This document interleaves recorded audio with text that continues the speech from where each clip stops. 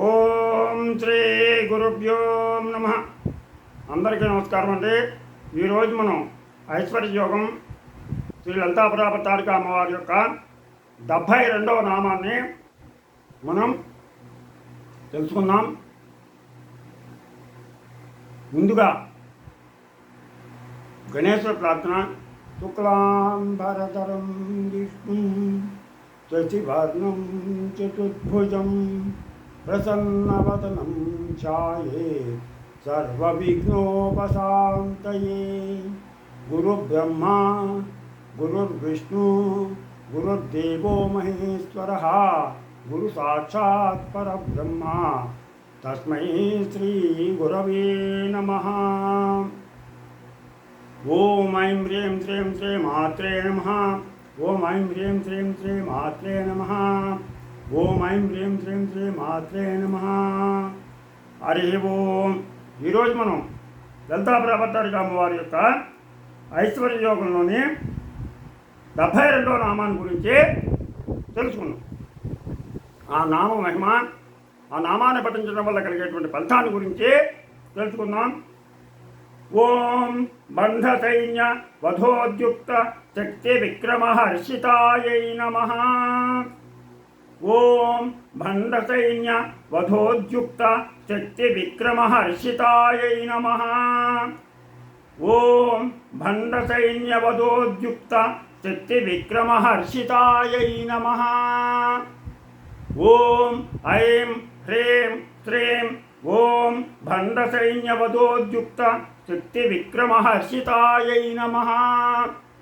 ఓం ఐం హ్రీం శ్రీం ఓం బంధ సైన్య వధోద్యుక్త శక్తి విక్రమ హర్షితాయై నమః. ఈ విధంగా 72వ నామాన్ని మనం ప్రతినిత్యం పఠిద్దాం.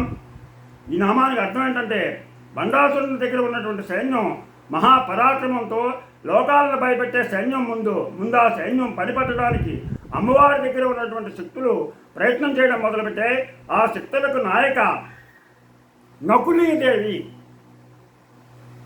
ఆ చావకులకి, ఆ సైనికులకి నాయకత్వం వహించేటువంటి అమ్మ నకులీదేవి.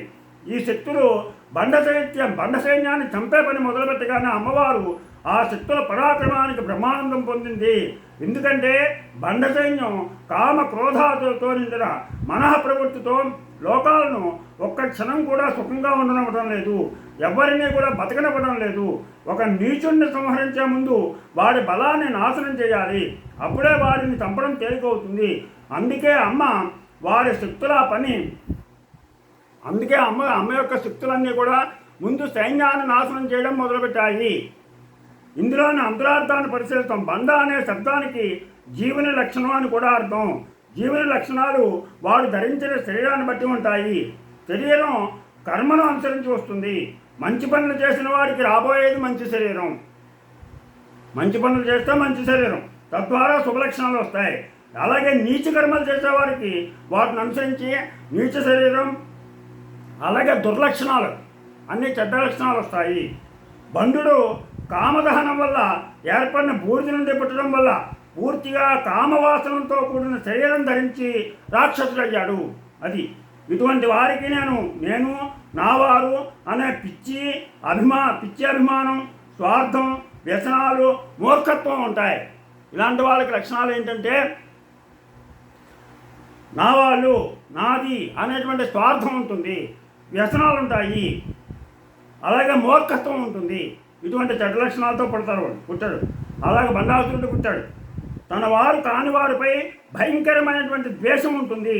దీనివల్ల ఆత్మజ్ఞానం నశించి లోకమంతా శత్రువులనే భావన పెరుగుతుంది. అప్పుడు ప్రపంచాన్ని పీడించి చివరకు దుర్మరణం పొందుతాడా జీవి. ప్రపంచాన్ని అంతటినీ కూడా నాశనం చేయాలని చూస్తాడు. అందరూ నాశనం అయిపోవాలని, ఒక్కనే బాగోవాలి, నా వాళ్ళే బాగోవాలి, నాకు కావాల్సిన వాళ్ళే బాగోవాలి అనుకుంటాడు. అటువంటి వాడు ముందు సుఖపడిన తర్వాత దుర్మరణం పాలవుతాడు. నేడు లోకంలో కులమత విద్వేషం పొందే వాళ్ళంతా కూడా బండాసురులే. అభిమానం వేరు, దురభిమానం వేరు. ఈ దురభిమానం తొలగించుకుంటే వాడు సాక్షాత్తు అమ్మవారే. అప్పుడు సాధకునికి తాను పరబ్రహ్మ స్వరూపం అనేటువంటి అవగాహన అవుతుంది. అది ఈ మంత్రం యొక్క అర్థం. ఈ మంత్రం ఫలితం ఏంటంటే కొందరికి రాత్రిపూట నిద్ర పట్టదు. రాత్రిపూట ఏదో ఆలోచనలతోటి వాళ్ళకి నిద్ర పట్టదు. విపరీతమైనటువంటి మనసులో ఆలోచనలు వచ్చేస్తూ ఉంటే ఆ ఆలోచనలతో వాళ్ళకి నిద్రకి దూరం అవుతారు.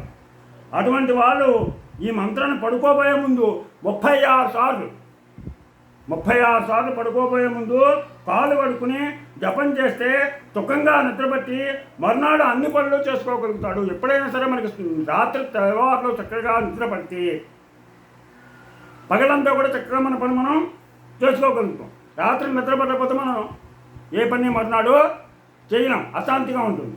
అందుకని ఈ మంత్రాన్ని 36 సార్లు కనుక పఠించినట్లయితే సుఖనిద్ర పడుతుంది. సుఖనిద్ర పట్టి మర్నాడు మన పనులన్నీ కూడా మనం చేసుకుంటాం. అందుకని రాత్రి మనస్సులో చెడు ఆలోచనలు వచ్చిన వాళ్ళందరూ కూడా మంత్రాన్ని పఠించుకుని పడుకుంటే మంచి నిద్ర పడుతుంది. అలాగే కాళ్ళు వాచి బాధపడేవారు ఉసిరికాయ పొడి కలిపినటువంటి కొబ్బరి నూనెను ఎదురుగా పెట్టుకుని ఈ మంత్రాన్ని 108 సార్లు జపించి ఆపై ఆ నూనెను కాళ్ళకు మర్దన చేసుకుంటే కాళ్ళ వాపు తగ్గుతుంది. అలాగే చెడ్డ కోరికలు వస్తున్నాయనుకునే వాళ్ళు 41 రోజులు ఈ మంత్రాన్ని ఉదయం 108 సార్లు జపిస్తే చెడ్డ ఊహలు రావు, అంతా శుభమే కలుగుతుంది. అది ఈ మంత్రం యొక్క ఫలితం. అందుకని ప్రతి ఒక్కళ్ళు కూడా ఈ మంత్రాన్ని రాత్రి పడుకోబోయే ముందు జపించి చక్కగా నిద్రపోతే సుఖమైన నిద్ర పడుతుంది, పీడకలలు రావు, మంచి ఆలోచనలతోటి వాళ్ళకి నిద్ర పడుతుంది. ఓం బండ సైన్య వధోద్యుక్త శక్తి విక్రమ హర్షితాయై నమః అని చెప్పేసి ఆ మంత్రాన్ని నామాన్ని చదువుకుని చక్కగా పడుకోండి.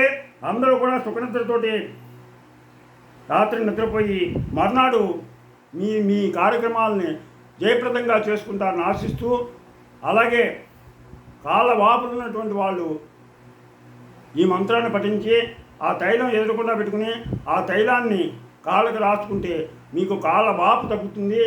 అందుకని ఈ పనులు చేసి ఆ లలితాపరావతారిక అమ్మవారి యొక్క కృపా కటాక్ష వీక్షణాలకు పాత్రలు అవుతారని ఆశిస్తూ, మీకు నా ఛానల్ కనుక సబ్స్క్రైబ్ చేయండి, అలాగే లైక్ చేయమని కోరుతూ మీ రాపాక వెంకట ప్రభాకర్.